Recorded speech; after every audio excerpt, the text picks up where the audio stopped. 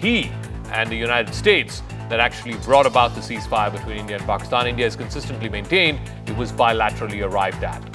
Also, these repeated lies, will it now throw a spanner in the works of this proposed meeting between Modi and Trump, which is supposed to happen at the end of this week in Malaysia on the sidelines of the upcoming ASEAN summit? But first, I want to play out what Trump said at the Diwali celebrations at the White House. This was just moments after him and Modi had spoken on the phone. This is his version of events. Yes, I spoke to Prime Minister Modi today, as I mentioned before, and we just have a very good relationship. And he's not going to buy much oil from Russia. He wants to see that war end as much as I do. He wants to see the war end with Russia, Ukraine. And as you know, they're not going to be buying too much oil. So they've cut it way back, and they're continuing to cut it way back. Donald Trump has been claiming that he's spoken to the Prime Minister since last week, but the confirmation came from Prime Minister Modi today that the Diwali greetings were shared between the two of them. Trump once again reiterated that he's been assured by the Indian Prime Minister that Delhi will not buy any more Russian oil, or at least cut back on buying Russian oil drastically. In contrast, the Prime Minister's tweet nowhere mentions about Russian oil or cutting back on Russian oil. In fact, it says that both leaders exchanged their views on fighting terror unitedly. And the reference to terror is something that Trump did not make in his Oval Office comments, but the Prime Minister's tweet specifically talks about fighting and combating terror. Now, President Trump's claims on India cutting back on Russian oil imports are really not borne out by facts on the ground. Russia happens to be and continues to be India's top supplier of oil, and that has been the case over the last 3 years, despite all of these nudges and threats and, downright lies by Trump and his administration. Back in June of this year, Russia's share in India's oil imports were about 44%. At that time, India was importing close to 2 million barrels of Russian oil every day. That dipped a bit to 34% in July, around the time of the first set of tariffs going into effect. And it slowly came down to 37.8% in August. And the final month that we have full month figures for, Russia continues to be India's top supplier of oil, imported oil, at 34%. So it's come down to just about 1.5 million barrels per day. But that is in no way any substantial cutting down of Indian purchase or Indian import of Russian oil. There is simply no evidence to suggest on the ground that because of Trump's tariff threats or his repeated comments and fallacies that he's been sort of peddling, that India will cut back on Russian oil, there's been any change to that effect on the ground. Let's listen into more reactions coming into this story, because this is something that has immediate consequence as well, because later this week, on Saturday and Sunday, is the ASEAN summit in Malaysia. The Prime Minister and President Trump could possibly meet if both of them decide to travel to Malaysia. That is still up in the air. But could these repeated comments throw a spanner in the works of that proposed meeting? पिछले 6 दिन में 4 बार video पर कहा है कि मेरी बात हुई नरेंद्र मोदी जी से। वो मेरे दोस्त हैं, अच्छे दोस्त हैं, और मैंने उनसे जो भारत तेल खरीद रहा है रूस से, उसके बारे में मैंने उनसे बात की और मुझे आश्वासन दिया गया कि भारत रूस से तेल नहीं खरीदेगा। तो असलियत निकल गई है ना, तो बात हुई है। पहले कह रहे थे बात नहीं हुई है, बात नहीं हुई है, अब तो स्वीकार करना पड़ा कि बात हुई है। प्रधानमंत्री क्या छुपा रहे हैं, किस दबाव में है, क्यों इतने डरे हुए हैं? तो ये हाउडी मोदी नमस्ते ट्रंप पूरा बिगड़ गया है, बिल्कुल साफ हो गया है कि दोस्त दोस्त न रहा। It comes down to the question of why is Donald Trump making such baseless claims? He's been repeating this, and of course the claims that he made about the ceasefire between India and Pakistan and mediation when Operation Sindoor were happening. He's been saying this again and again. Let's say, for example, what happened in May after the 4-day Operation Sindoor. Donald Trump was the first one to announce it to the world, and he claimed that he was the one who brokered the truce between India and Pakistan after Operation Sindoor. He's repeated that multiple times. I've lost count how many number of times he said that, more than 50 times in the last 5 months. But it is a fraudulent claim. It is a complete false claim, which India has rejected outright every single time he's made those claims. Trump is now claiming that India has promised him that they will end Russian oil imports. But again, the data, and I just read out the data a moment ago, it shows that is far from reality. India continues to import a hell of a lot of oil from Russia. In fact, Russia continues to be India's #1 supplier of imported crude. The MEA has also categorically said last week that no conversation happened between Trump and Modi. At least nothing happened last week. But there was a conversation that happened in the last 24 hours where Trump dialed Modi to wish him on Diwali. And again, there was simply no conversation about India cutting down on purchase of Russian oil. Donald Trump, of course, has proceeded to threaten India with more and more tariffs if Russian oil imports continue. In fact, India is the only country on whom an additional 25% secondary tariffs have been imposed because of what he calls the import of Russian oil. But India has made it clear that the purchase of Russian oil is done in India's national interest and to keep domestic prices low, and there is no changing from that position anytime soon. Now, all of this is coming in context of a possible meeting later this weekend between Prime Minister Modi and President Trump. It could happen, it could not happen, we don't know. Neither side has officially declared that such a meeting has been penciled in. There is speculation that's rife over this possible meeting between President Trump and Prime Minister Modi. If they do meet on the sidelines of the ASEAN summit, then it will be the first time that they will be meeting since February, when the Prime Minister had gone to the White House. I think he was the third or fourth world leader to meet with President Trump right after he got re-elected for a second term.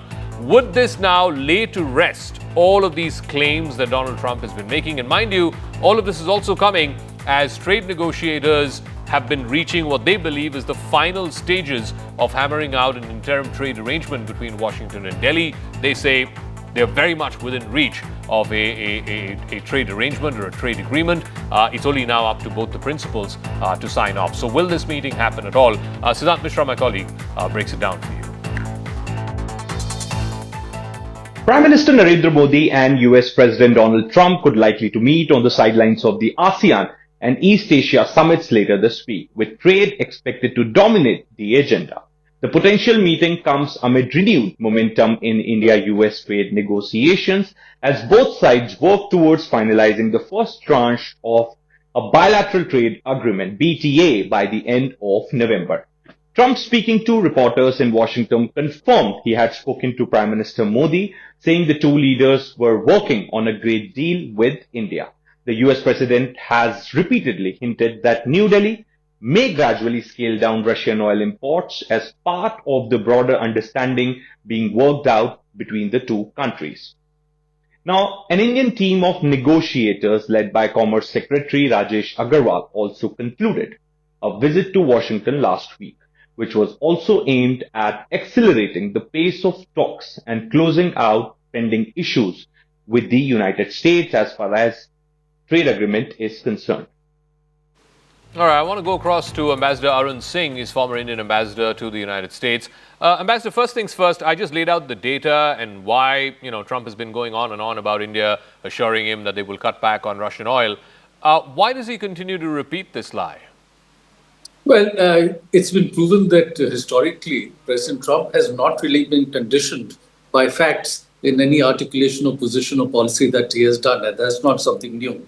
You may recall that way back in July 2019, he had invited Pakistan Prime Minister Imran Khan to the White House.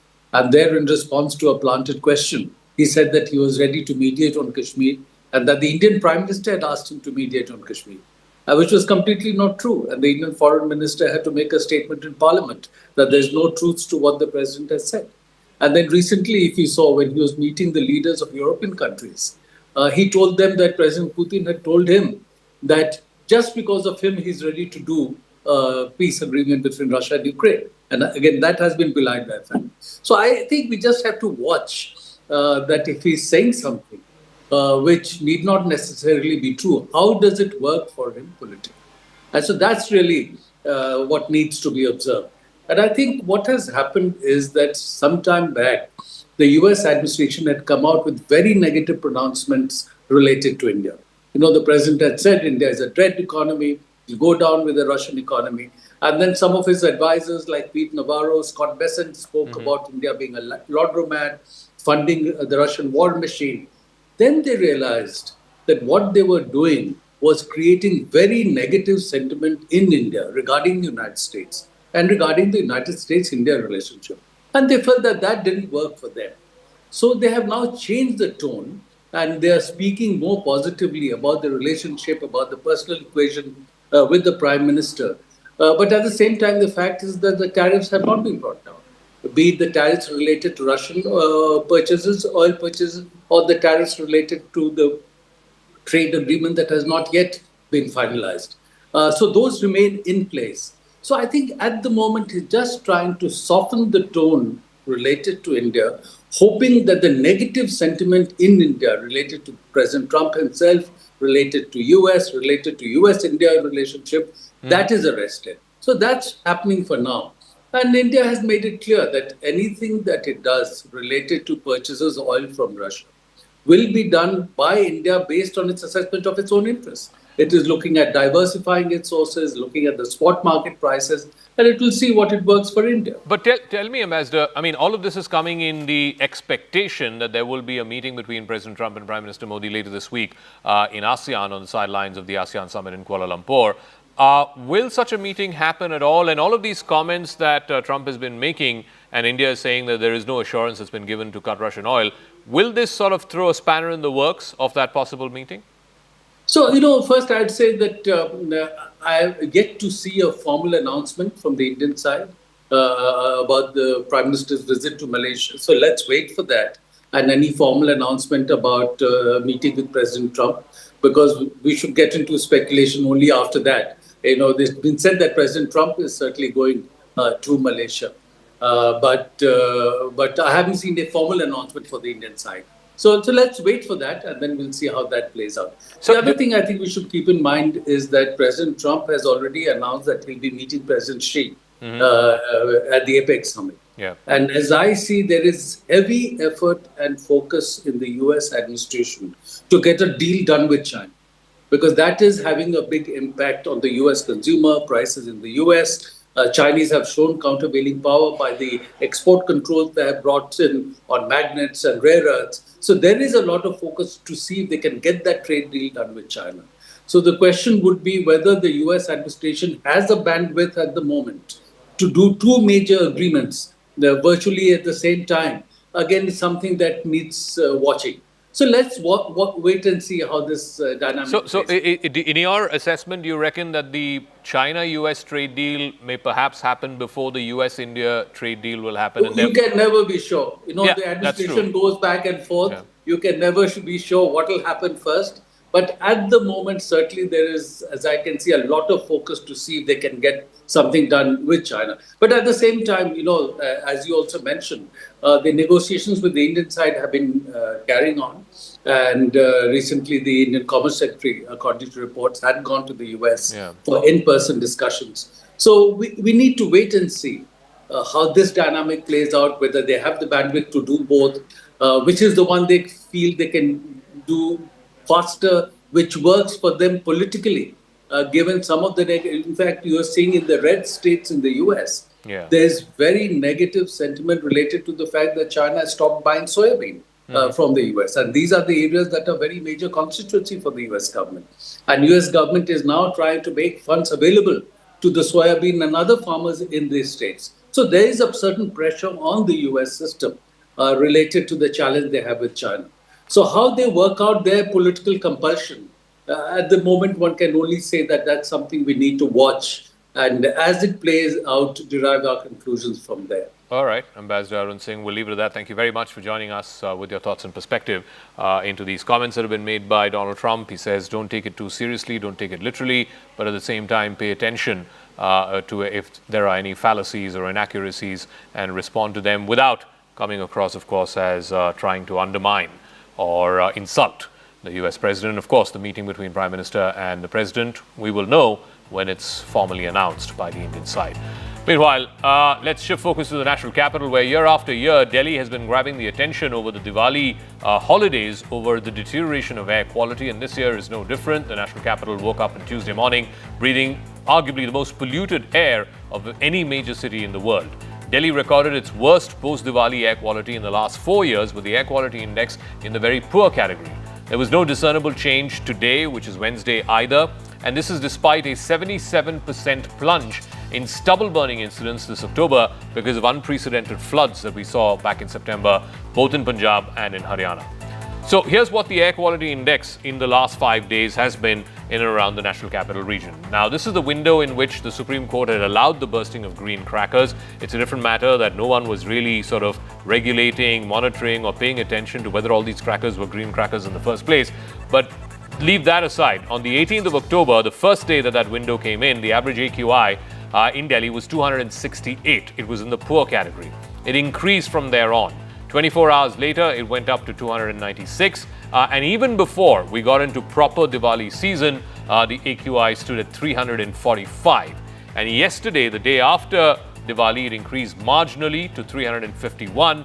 And today, the average AQI in Delhi was 353. So it's been on an upward trend over the last 5 days, that 5-day window that the Supreme Court had given for the bursting of green crackers. So what is causing this pollution? Is it just firecrackers? Is it more than that? The Delhi government, yesterday you saw the Environment Minister, Mr. Sirsa, coming out and pointing the finger in the direction of Punjab, where he claims that the Aam Aadmi Party government there is forcing farmers to burn stubble. Now, here's what the data reveals. And Punjab has put this out officially, the state government. They have recorded 415 farm fire incidents between the 15th of September and the 21st of October this year. That is down from over 1,500 incidents in the same period last year. The number of farm fires recorded in 2023, the year before that, stood at 1,764. So there's an 80%, almost 80% fall in the number of farm fires this year in that period between September 15th and October 21, as opposed to what happened last year. Again, this is not for any altruistic reason. It simply so happens that in 2025, Punjab had very, very deep floods well into late September, as a result of which the sowing season and therefore the stubble burning season has been pushed back further. So we haven't even got into peak stubble burning season just yet, and already Delhi's air is in the 350 very poor category. So can we have some common sense measures taken to address this concern? But first, I want to play out some political reactions. ये तो खुलेआम बेईमानी और data की चोरी है। और किसके साथ बेईमानी कर रहे हैं आप? अपनी दिल्ली की जनता के साथ आप बेईमानी कर रहे हैं। अपनी दिल्ली के भोले भाले लोगों को, जो बेचारे सांस की बीमारियों से परेशान हैं, जिसको किसी को ब्रोंकाइटिस है, अस्थमा है, निमोनिया है, कोई और बड़ी बीमारी है, उन लोगों को आप बेवकूफ बना रहे हैं कि AQI कम है। देखिए, पॉल्यूशन के स्तर पे आप सब ने डाटा देखे। पिछले जो सरकारों के दौरान दिवाली वाले दिन का जो डाटा था और अगले दिन का डाटा था, हमारे कार्यकाल में वो डाटा कम हुआ है, बढ़ा नहीं है, कतई नहीं बढ़ा है। तो आप ये कहेंगे इस बार तो आप कह रहे जी पटाखों की परमिशन भी थी, बाकी चीज़ें भी थी, तो भी वो जो गैप है दिवाली से पहले का और दिवाली के बाद वाले दिन का, वो कम हुआ है। तो पॉल्यूशन उस दृष्टि से पहले से कम है, और सरकार अपने जितने भी काम हैं वो सब कर रही है और करती रहेगी। So it's not just the foul air that is now a focus, but the focus is also shifting to a frothy Yamuna, which we've seen over the last few years in this period. This is just ahead of Chhath Puja festival, which is of course very big through much of North India. So the Delhi Chief Minister Zakka Jacob has announced that the long-standing ban on organizing Chhath Puja along the Yamuna river bed has now been lifted, and that marks a major change in the city's festive preparations for this year. The BJP government is crediting it to the reduction in pollution in the river, as well as the cleanup that's been undertaken by the Zakka Jacob government over the last 6 months.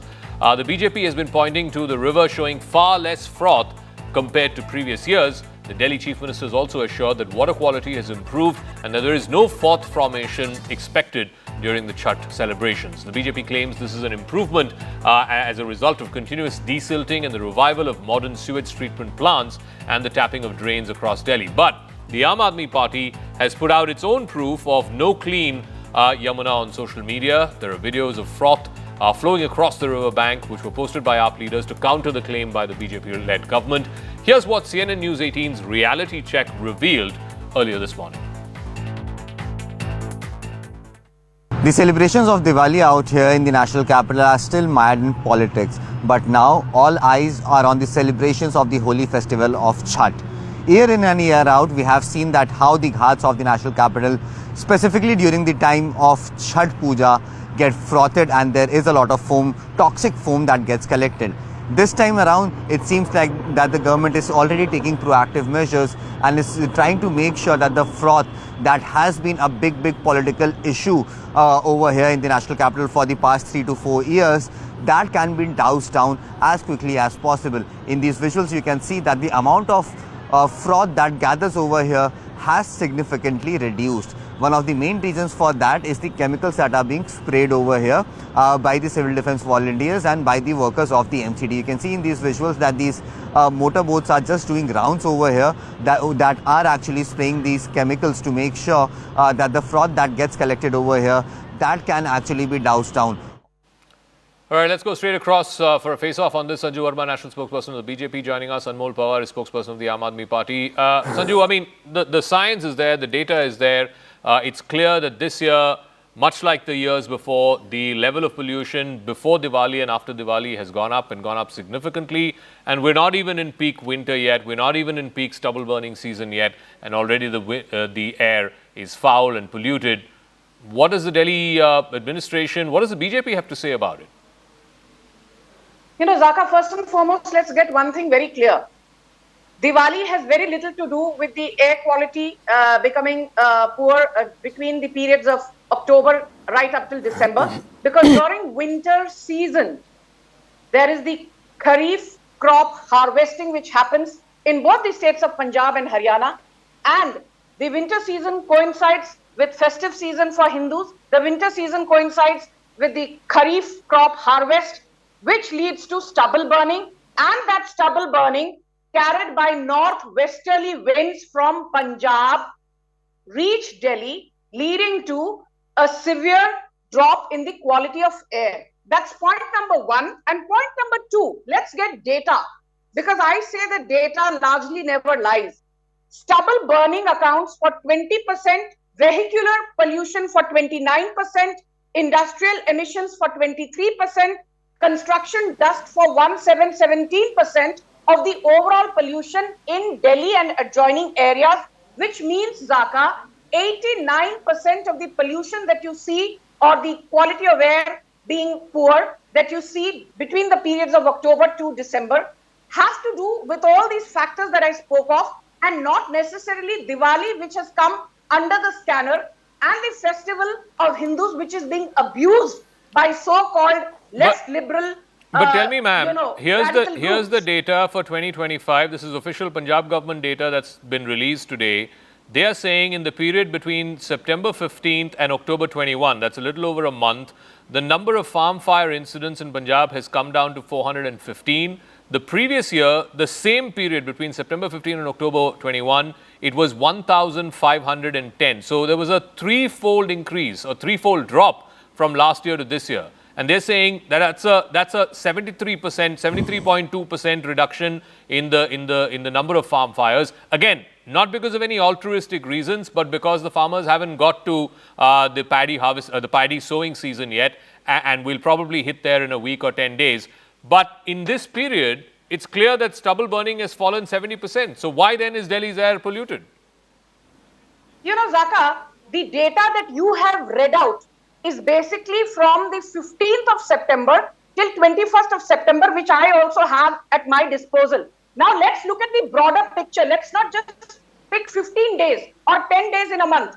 2024, 49,992 incidents of stubble burning in Punjab, almost 50,000. 2023, 36,663 incidents of stubble burning. And as you and me speak right now in Punjab, 10,909 incidents of stubble burning in Punjab, despite the fact that due to floods, this stubble burning has reduced because the harvest season has obviously got prolonged and pushed back. So the limited point is, while there may be a 70% or a 80% fall, even now more than 10,000 incidents of stubble burning are happening in Punjab. And last year it was almost 37,000 incidents of stubble burning. and Bhagwant Mann was castigated by the Supreme Court, because remember, Zakka, very quickly, both Punjab and Haryana were castigated by the Supreme Court in October 2024, post which Haryana filed an affidavit saying we are taking action by way of prosecuting errant farmers.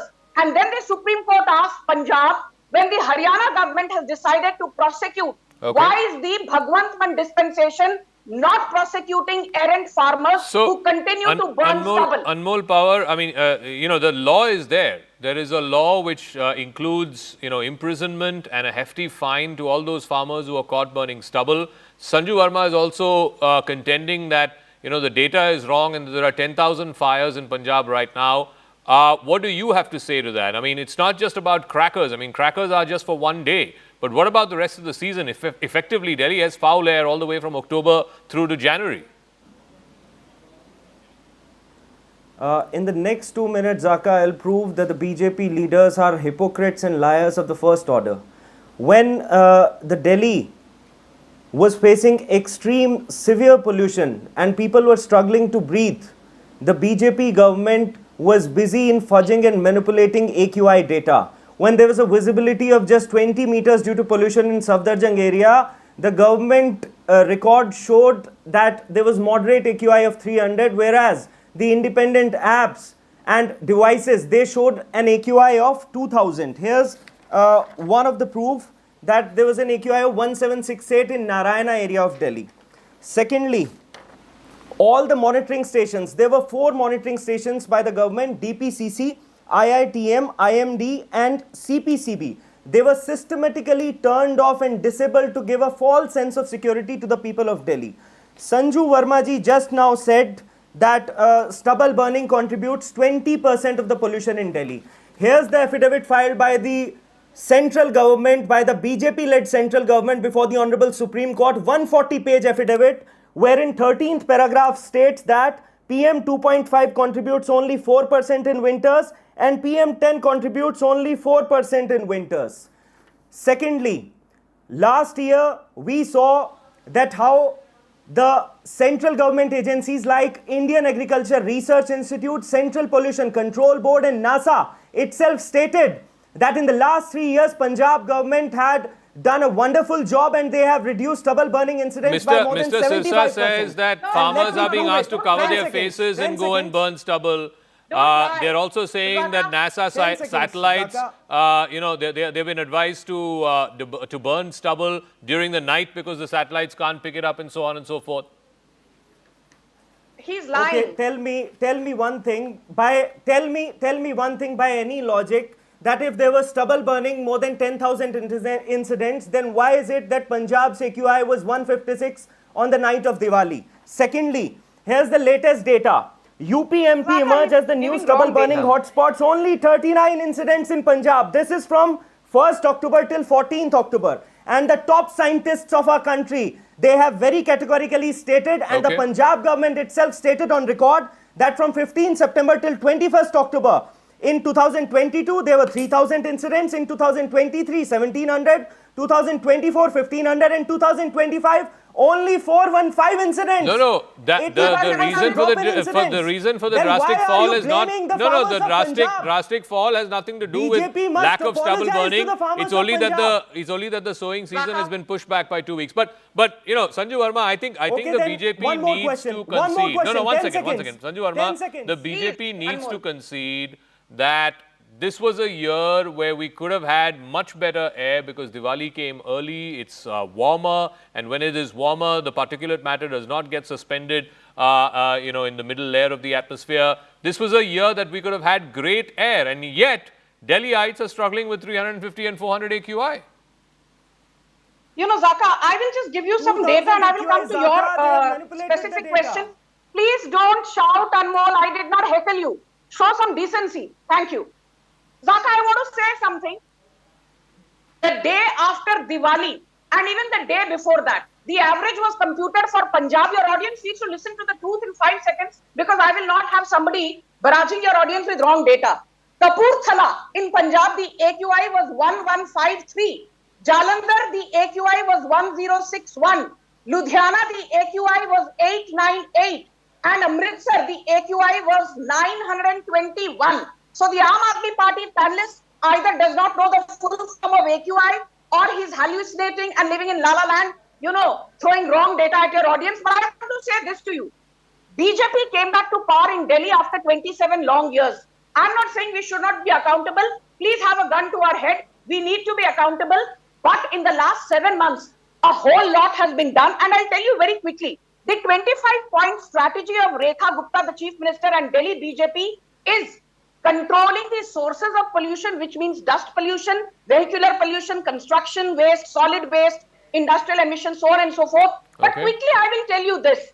Come November 1, 2025, only BS6 compliant CNG or electric vehicles will be permitted to enter Delhi. End of life, as in EOL, vehicles will be fully banned.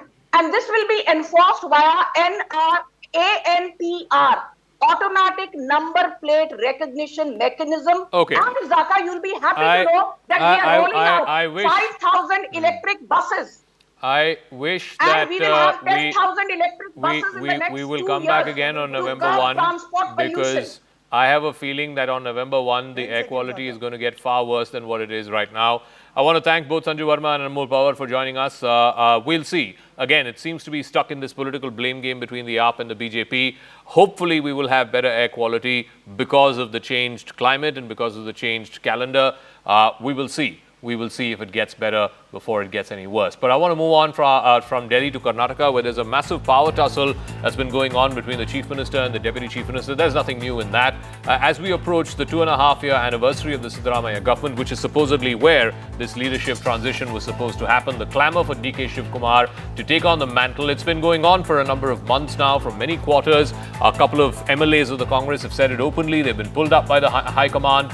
Those murmurs over a cabinet reshuffle have now only grown louder as the Congress government gets to the 2.5-year mark in office. But this time, a hint about Siddaramaiah stepping aside is coming from rather unexpected quarters. Yatindra Siddaramaiah, who is the Chief Minister's son, has indicated that Satish Jarkiholi, who's a senior Congress leader from Belgaum in North Karnataka, he could be a worthy successor to carry forward his father's progressive political legacy. No one was talking about Satish Jarkiholi as a possible dark horse up until now. It was always Siddaramaiah versus DK Shivkumar. Now it seems like a third candidate, his name is being thrown into the ring, and that too by the son of the sitting Chief Minister. In fact, Dr. Yatindra went on to say that his father, Mr. Siddaramaiah, is nearing the end of his political career and that it is hard to find these days leaders who will remain loyal to their ideology in today's politics. So the question then is, let's listen in first to what Dr. Yatindra said and why this whole name of Satish Jarkiholi being thrown into the mix is a bit of a political googly. ಇವತ್ತು ತಂದೆಯವರು ಈಗ ಇನ್ನೇನು ರಾಜಕೀಯ ಕೊನೆಗಾಲದಲ್ಲಿ ಇದ್ದಾರೆ, ಅವರ ರಾಜಕೀಯ ಬದುಕಿನ ಕೊನೆ ಘಟ್ಟದಲ್ಲಿದ್ದಾರೆ. ಅಂತ ಸಮಯದಲ್ಲಿ ಈ ರೀತಿ ವೈಚಾರಿಕವಾಗಿ ಪ್ರಗತಿ ಪರವಾದಂತಹ ಸಿದ್ಧಾಂತ ಇಟ್ಕೊಂಡಿರೋರಿಗೆ ಮಾರ್ಗದರ್ಶನ ಮಾಡೋದಕ್ಕೆ, ಅವ್ರಿಗೆ ನೇತೃತ್ವ ವಹಿಸ್ಕೊಳ್ಳೋಕೆ ಒಬ್ರು ನಾಯಕರು ಬೇಕು. ಜಾರಕಿಹೊಳಿ ಅವರು ಅಂತ ಒಂದು ಜವಾಬ್ದಾರಿನ ವಹಿಸ್ಕೋತಾರೆ. ಕಾಂಗ್ರೆಸ್ ಪಕ್ಷ ಸಿದ್ಧಾಂತ ನಂಬಿಕೆ ಇಟ್ಕೊಂಡಿರುವಂತ ಎಲ್ಲ ರಾಜಕಾರಣಿಗಳಿಗೆ, ಯುವ ನಾಯಕರಿಗೆ ಅವ್ರು ಮಾದರಿಯಾಗಿ ನಮ್ಮನ್ನು ಮುನ್ನಡೆಸ್ತಾರೆ ಅನ್ನೋ ಒಂದು ನಂಬಿಕೆ ನನಗಿದೆ. ಸೊ ಹಾಗಾಗಿ ಈ ರೀತಿ ಒಂದು ತತ್ವಬದ್ಧತೆ ಇರುವಂತಹ ನಾಯಕ ಸಿಗೋದು ಬಹಳ ಕಷ್ಟ. ಅಂತ ಕೆಲಸನ ಜಾರಕಿಹೊಳಿ ಮಾಡ್ತಿದ್ದಾರೆ. ಅಂತ ಕೆಲಸ ಮುಂದುವರಿಸಲಿ ಅಂತ ಹೇಳಿ ನಾನು ಕೇಳ್ಕೊಳ್ತಾ, I want to go across to Harish Upadhyay, who's joining us live from Bengaluru. So this name is suddenly now sort of googly. It's been thrown into the mix, and the fact that it's coming from the Chief Minister's son, what do you make of that? Well, remember, all along, Satish Jarkiholi was saying that he's a chief ministerial contender, but that's for 2028. And he would wait for Siddaramaiah to finish his tenure. Through three crucial messages here, Zakka, from this particular speech that Yatindra Siddaramaiah has made in Chikodi in Belagavi. One, he's saying that DK Shivkumar is not the obvious choice. Whenever Siddaramaiah decides to step aside or the Congress High Command decides to change the Chief Minister, DK Shivkumar is not the first choice or the obvious choice. There are others in the reckoning as well.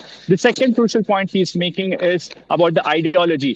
Remember, this is coming in just weeks after the Congress High Command expressed pleasure over DK Shivkumar singing that RSS anthem on the floor of the House. In his entire speech, he says it's very difficult to find somebody who sticks to an ideology. And here is Satish Jacob, who's progressive in his thinking, and at the same time, somebody who follows the Congress ideology, and he can take forward Siddaramaya's progressive legacy. That's his second crucial statement.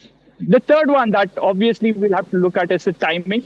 This is coming in just weeks before Siddaramaiah finishes 2.5 years in office. Remember, that's the time when the Bihar election results would be out and perhaps a government would be formed in Bihar, and the Congress High Command will have to look at sorting out things. And that is also the time when Siddaramaiah is likely to be in Delhi seeking a cabinet reshuffle. Then you will see the DK Shivkumar camp pushing in, saying that if we are looking at a cabinet reshuffle, then what was promised to DK Shivkumar 2.5 years ago in Delhi should be delivered. That is likely to be the push from DK Shivkumar's camp. But in all this mix, let's not forget that Siddaramaiah is somebody who's very keen on living behind a legacy. And right now, he will be looking at Jan, because that's when he surpasses Devraj Aras as the longest serving Chief Minister of Karnataka. So multiple aspects to be considered, but definitely getting the Siddaramaiah now throwing another name in the ring.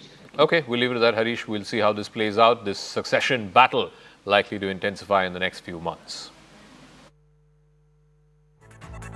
The most important commodity in these days of trade wars and tariffs happen to be something called rare earth minerals. These are a group of 17 rare earth metals which are easy to find, but they're very difficult to extract and refine. But they are absolutely essential in a wide range of modern appliances, from cell phones to fighter jets to wind turbines to electric car batteries. In fact, 90% of all of the world's rare earth refining or processing happens in China. And China has used this to weaponize its ongoing trade war with Trump and with America.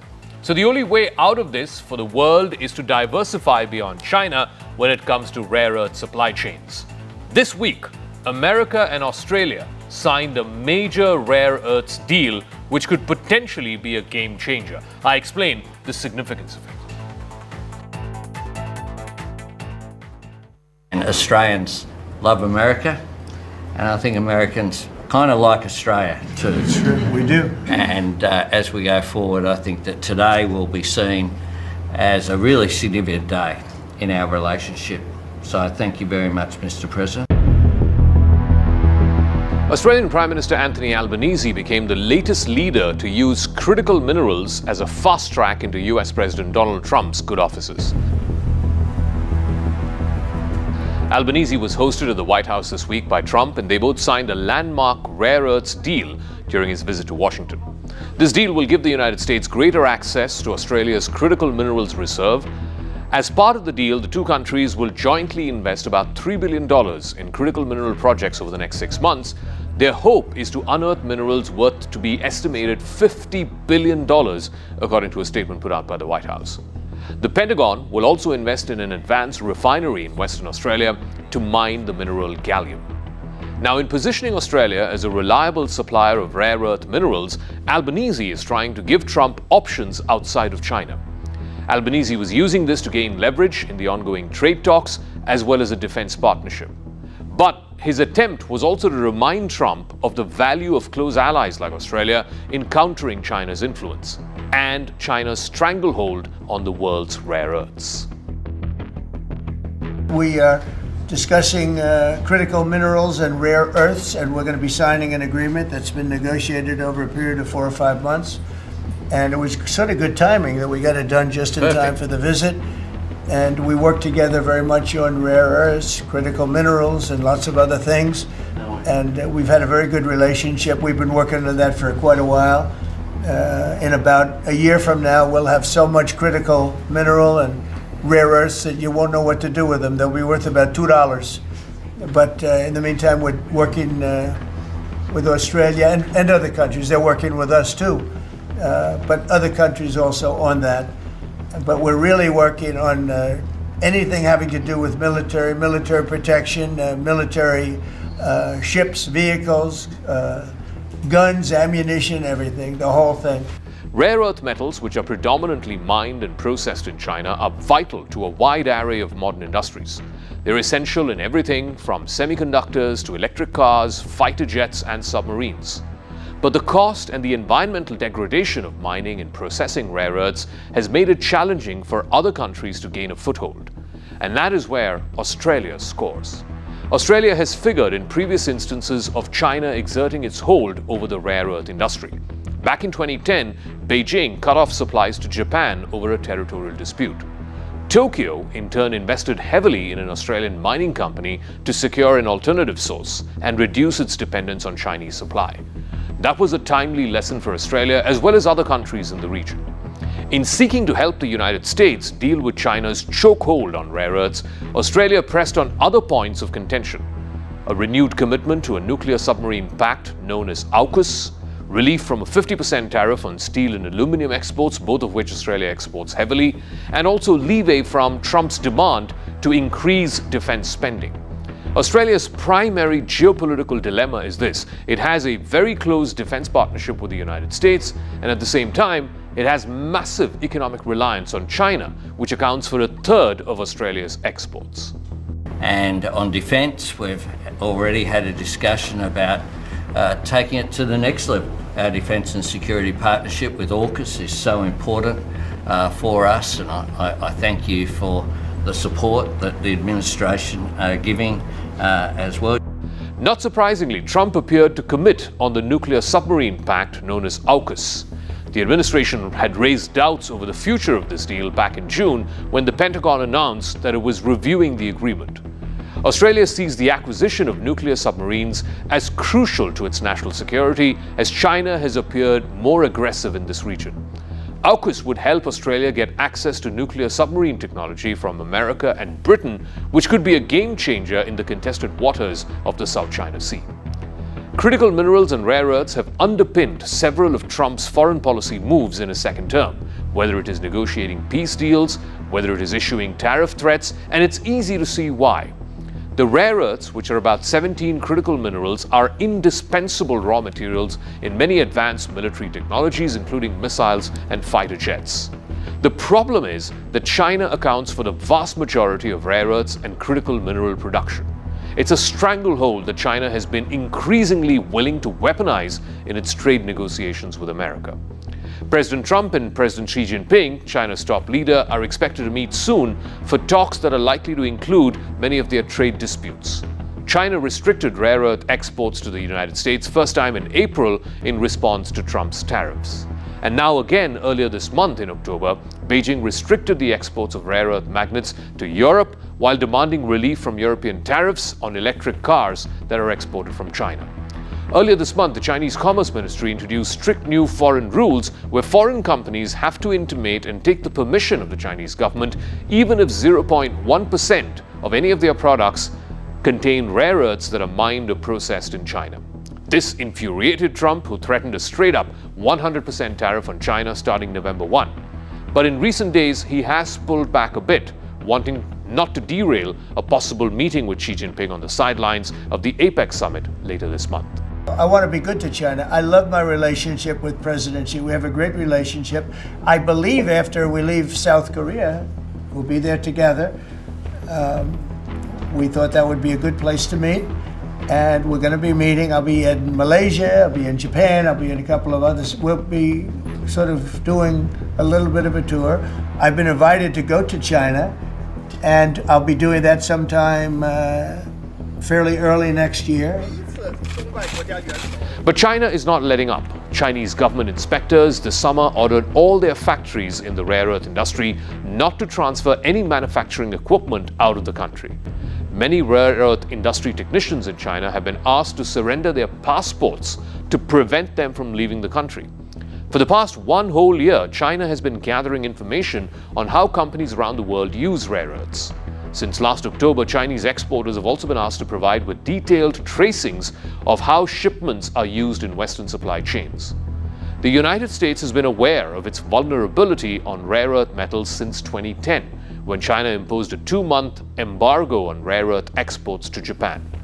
But progress on developing alternatives has been slow. The importance and power of China's control over rare earths and its global supply chains have intensified in recent years. America needs to catch up and it needs to catch up fast.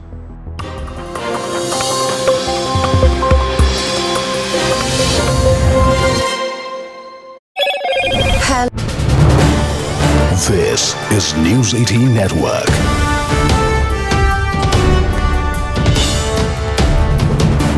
India's largest news network.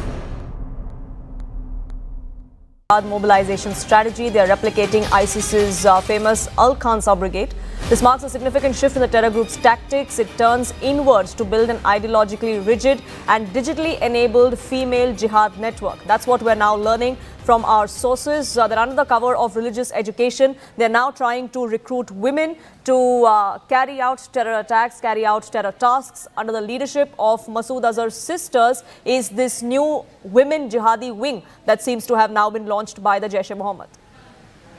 This also comes on the back of the blow that was dealt to Jaish-e-Mohammed, its terror infrastructure during Operation Sindoor by India just a few months ago. It looks like they're now shifting strategy to try and recruit and shift its strategy to include more women, launching an online course as well to try and indoctrinate women with jihadist ideology.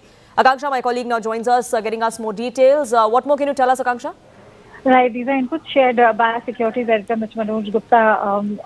And Poonam, what we are learning is that they are calling this as a Jamaatul Muminat, which is a women's brigade. Of course, it is a strategic move, something that you also shared. Masood Azhar has given its leadership to the sisters and the female relatives. It also shows JEM's intent to build a family-led command structure for sustained female mobilization. It involves his sisters and Sadia and Samaira Azhar and Omar Farooq's wife, Afrira Farooq, who are now legitimizing this entire program. So this will ensure trust, loyalty and ideological purity. The 500 Pakistan rupee donation from each enrollee will double as a fundraising camouflage for terror financing. It's cleverly bypassing the FATF scrutiny through religious education fronts. The course content reportedly teaches women their duties from an Islamic jihadi perspective. It's a deliberate psychological strategy to frame terrorism as moral obligation and spiritual empowerment for women. Intelligence inputs are suggesting that JEM aims to use this female cadre for financial channels, espionage and logistical support. It is replicating models used by LTTE and Hamas female units. The operation of JEM affiliated fundraising through online classes also indicates state blindness within Pakistan, whether it's the Pakistan establishment or the deep state. This is clearly contradicting the FATF compliance. This will ensure ideological continuity and public mobilization despite leadership constraints and Masood Azhar largely inactive due to health and scrutiny security pressures. The Female Front initiative will provide a new outreach phase for the JEM. The digital and familial recruitment model of Tufat al-Muminat could evolve into a transnational female jihad network emanating from Pakistan. This will have links to sympathizers across Pakistan, Afghanistan, even Kashmir. Akanksha, thank you so much for getting us the latest on that front. This is News 18 Network.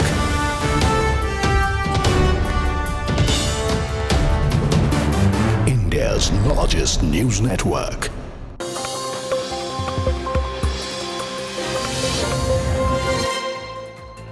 The Gaza ceasefire is barely 10 days old, but it's already being frayed at the seams. Israel has pounded major parts of Gaza in response to the killing of 2 of its soldiers over the weekend. In fact, both sides are accusing each other of violating the ceasefire's guidelines. So much so, US President Donald Trump has hurriedly dispatched his number 2, Vice President J.D. Vance, to rush to Israel to convey both to the Israelis and to the Palestinians that they have an obligation to stick to this ceasefire. After all, Trump's own legacy hangs by a thread when it comes to the actual implementation of this ceasefire on the ground. But the big question is, are Netanyahu and Hamas listening?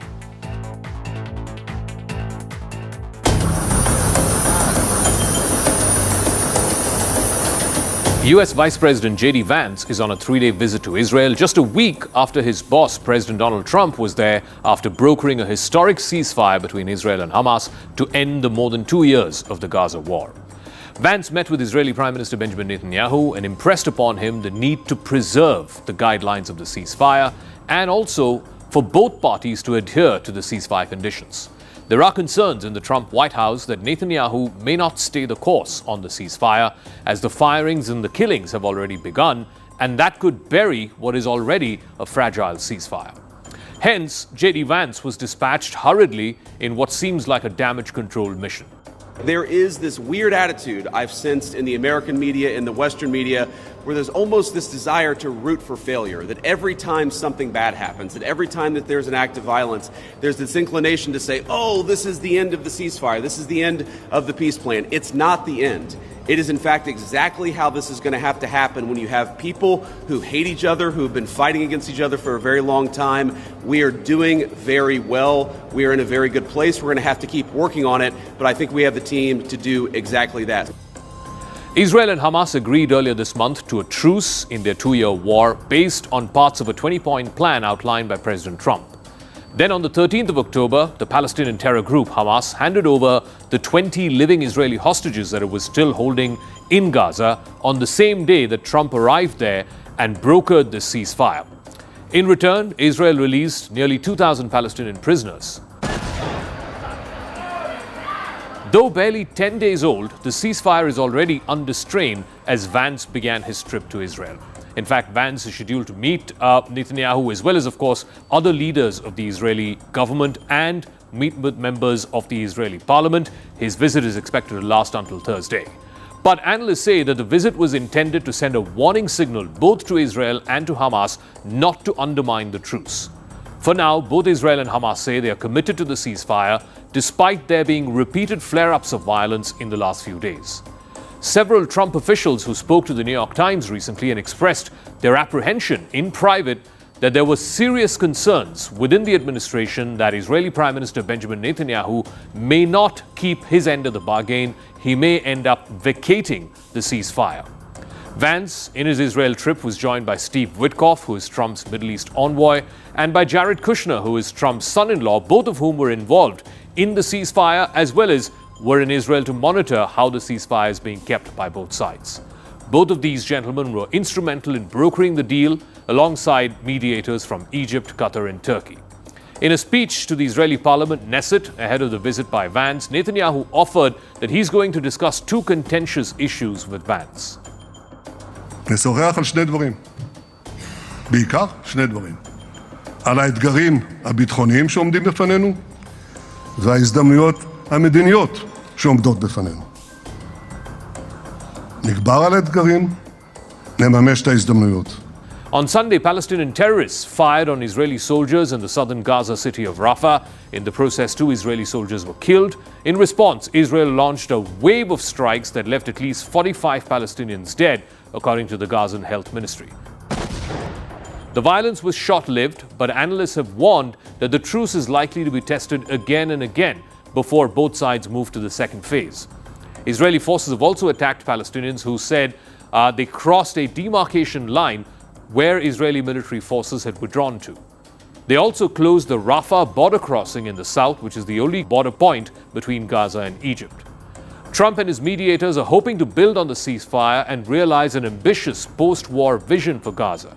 As per that plan, Hamas fighters would lay down their weapons, then there would be an international force that would take charge of the security of Gaza, and eventually there will be an independent Palestinian administration that would assume control of Gaza and its governance. Hamas has expressed serious reservations about disarming its fighters, and both sides are yet to carry out significant parts of the initial first point of the ceasefire agreement, which pertained to the release of the hostages. There are also suspicions of Hamas giving up any role in a future Gaza. The bodies of about 15 hostages, which Hamas is obligated to return to Israel under the ceasefire, are still in Gaza. Hamas in turn had handed over the bodies of 13 other hostages who were Israeli hostages who had died in the last 2 years of this war. Israel in return has returned the bodies of more than 100 Palestinians. In this exchange, Hamas says it was facing enormous difficulty in excavating some of the remains because of the changed landscape in Gaza, where cities have been completely reduced to rubble because of this war. We made a deal with Hamas that, you know, they're going to be very good, they're going to behave, they're going to be nice, and if they're not, we're going to go and we're going to eradicate them if we have to. They'll be eradicated, and they know that. So they went in, and I don't believe it was the leadership, but they had some rebellion in there among themselves, and they killed some people, you know, a lot of people. But this is a violent group. You know, you probably noticed over the last 100 years, this is a very violent group of people. And they got very rambunctious, and they did things that they shouldn't be doing. And if they keep doing it, then we're going to go in and straighten it out, and it'll happen very quickly and pretty violently, unfortunately.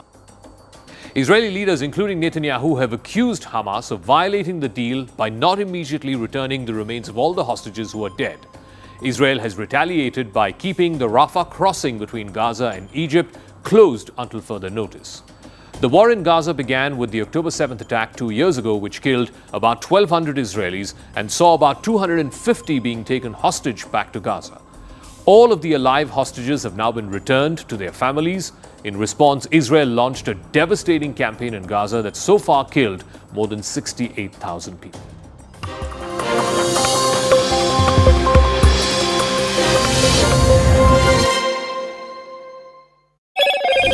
Mobilization strategy. They are replicating ISIS's famous Al-Qaeda brigade.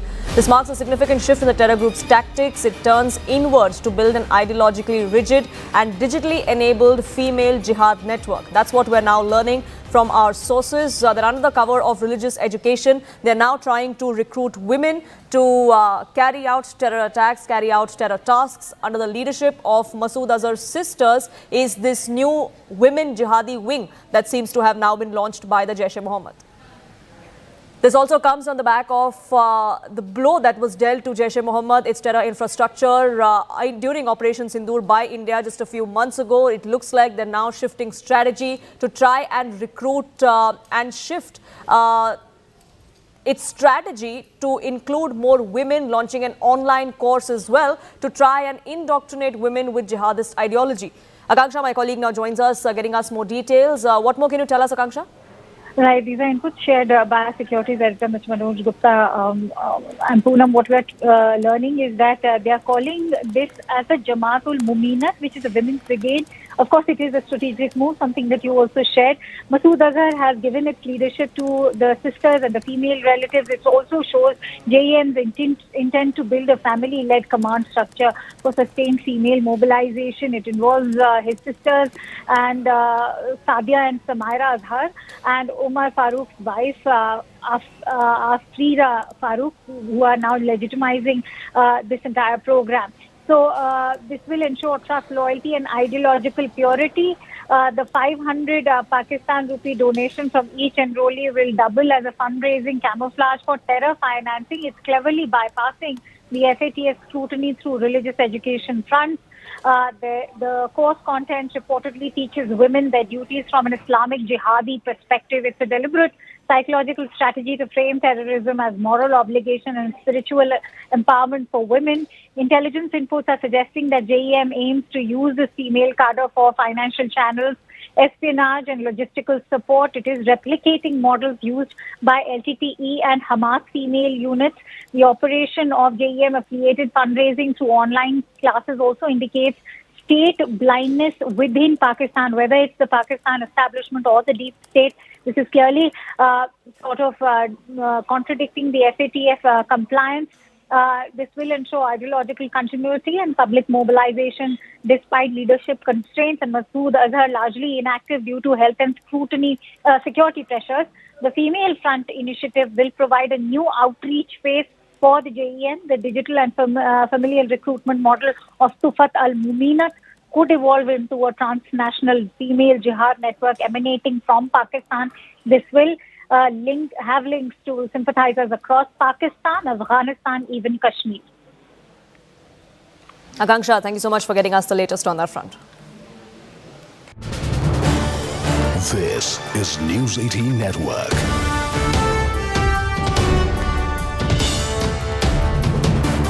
India's largest news network. Mobilization strategy. They are replicating ISIS's famous Al-Qaeda brigade. This marks a significant shift in the terror group's tactics. It turns